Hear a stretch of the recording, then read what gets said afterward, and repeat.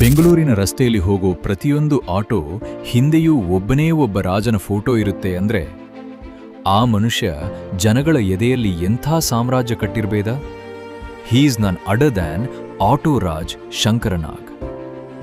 ಒಬ್ಬ ಮನುಷ್ಯ ತಾನು ಬದುಕಿದ್ದ ಕೇವಲ 35 ವರ್ಷಗಳಲ್ಲಿ ಇಡೀ ಸಮಾಜದ ಮೇಲೆ ಬೀರಬಹುದಾದ ಪ್ರಭಾವ ಎಷ್ಟು ದೊಡ್ಡದಿರಬಹುದು.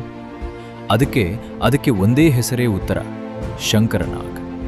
1954ರಲ್ಲಿ ಉತ್ತರ ಕನ್ನಡದ ಮಲ್ಲಿಕಟೆಯಲ್ಲಿ ಜನಿಸಿದ ಶಂಕರ್ ಮುಂಬೈನ ರಂಗಭೂಮಿಯಲ್ಲಿ ಅಭಿನಯದ ಓನಾಮ ಕಲಿತರು.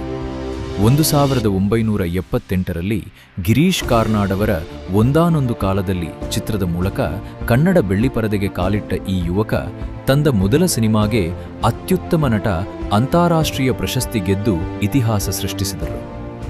ಅಲ್ಲಿಂದ ಮುಂದೆ ಶುರುವಾಗಿದ್ದೇ ಶಂಕರ್ ಜಮಾನ್. ಆಟೋ ರಾಜನಾಗಿ ಸಾಮಾನ್ಯ ಜನರ ಧ್ವನಿಯಾದರು.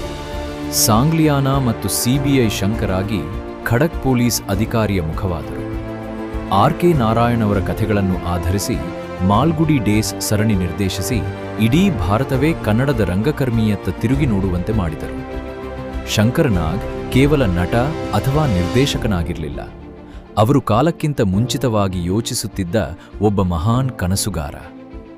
80ರ ದಶಕದಲ್ಲೇ ಬೆಂಗಳೂರಿಗೆ ಮೆಟ್ರೋ ರೈಲು ಬೇಕು ಎಂದು ಯೋಜಿಸಿದ್ದರು. ರಂಗಭೂಮಿಗಾಗಿ ಪ್ರತ್ಯೇಕ ರಂಗಮಂದಿರ ಕಟ್ಟುವ ಕನಸು ಕಂಡಿದ್ದರು. ಆದರೆ ವಿಧಿಯ ಆಟವೇ ಬೇರೆಯಾಗಿತ್ತು. 1990ರ ಸೆಪ್ಟೆಂಬರ್ 30ರಂದು ಸಂಭವಿಸಿದ ಭೀಕರ ರಸ್ತೆ ಅಪಘಾತದಲ್ಲಿ ಕನ್ನಡ ಚಿತ್ರರಂಗದ ಈ ಮಿಂಚು ನಂದಿ ಹೋಯಿತು.